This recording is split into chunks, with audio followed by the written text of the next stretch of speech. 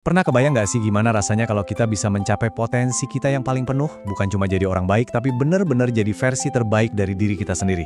Nah, itulah yang mau kita kupas tuntas kali ini, konsep aktualisasi diri. Oke, yuk kita mulai petualangan ini. Kita akan coba pahami apa sih artinya berkembang jadi manusia seutuhnya, dan ya, menjadi versi terbaik dari diri kita. Ini kan pertanyaan intinya ya. Coba deh, bayangin sejenak. Orang yang kayak gitu tuh gimana sih? Cara mikir dan bertindaknya seperti apa? Pertanyaan inilah yang jadi jantung dari sebuah bidang psikologi yang super menarik, namanya psikologi humanistik. Dan inilah tujuan kita, aktualisasi diri. Yang perlu kita ingat nih, ini bukan soal kesempurnaan loh, tapi ini adalah sebuah proses seumur hidup buat memenuhi potensi unik kita untuk terus tumbuh, jadi lebih utuh, dan nunjukin siapa diri kita yang sebenarnya. Untungnya kita nggak sendirian kok buat cari jalannya. Ada dua pemikir hebat, Abraham Maslow dan Carl Rogers, yang udah kasih kita semacam, ya peta jalan lah, untuk ngertiin gimana caranya kita bisa mulai perjalanan menuju aktualisasi diri ini. Oke, kita mulai dari dasarnya dulu ya. Maslow ini bikin sesuatu yang mungkin udah nggak asing lagi buat Anda.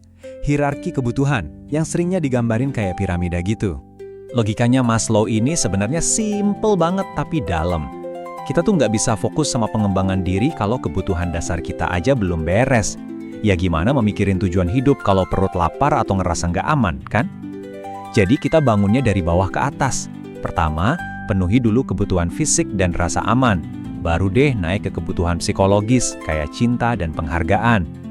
Kalau itu semua udah, barulah kita bisa sampai ke puncaknya, aktualisasi diri. Oke, sekarang kita pindah ke Rogers. Nah, kalau Maslow tadi ngasih kita pondasi, Rogers ini ngasih kita kompas internal. Konsepnya ini disebut kongruensi. Jadi menurut Rogers, diri kita tuh ada dua bagian. Pertama, ada diri ideal. Ini tuh visi tentang kita mau jadi orang seperti apa. Isinya nilai-nilai dan ambisi kita. Terus yang kedua, ada diri aktual. Ini cara kita ngelihat diri kita sekarang, berdasarkan pengalaman kita sehari-hari. Nah, ini dia kuncinya. Kongruensi itu terjadi waktu diri ideal dan diri aktual kita sejalan. Jadi pas apa yang kita lakuin di dunia nyata itu nyambung sama apa yang kita cita-citain. Inilah kondisi otentik, di mana nggak ada lagi jarak antara siapa kita sekarang dan kita ingin menjadi siapa. Oke, jadi kita udah dapat nih pondasi dari Maslow sama kompas dari Rogers. Terus kalau dua hal ini digabungin, orang yang lagi berproses jadi teraktualisasi itu kayak gimana sih wujudnya?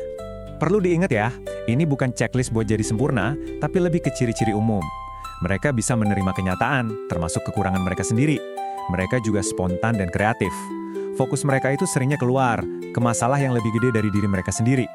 Dan yang menarik, mereka ini sering ngalamin yang namanya momen puncak. Saat-saat di mana mereka merasa bahagia banget, takjub, atau merasa terhubung mendalam sama dunia. Nah, setelah kita bahas semua ini, pertanyaan paling pentingnya ya balik lagi ke kita masing-masing. Ini bukan buat ngejudge diri sendiri, tapi buat ngelihat jalan ke depannya.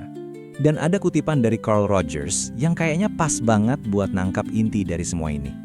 Aktualisasi diri itu bukan garis finish yang harus kita lewatin, tapi ini adalah arah yang kita pilih setiap hari. Ini proses yang terus-terusan, buat jadi sedikit lebih selaras, sedikit lebih otentik, dan sedikit lebih dekat sama potensi kita. Jadi, saya mau ninggalin Anda dengan satu pertanyaan ini.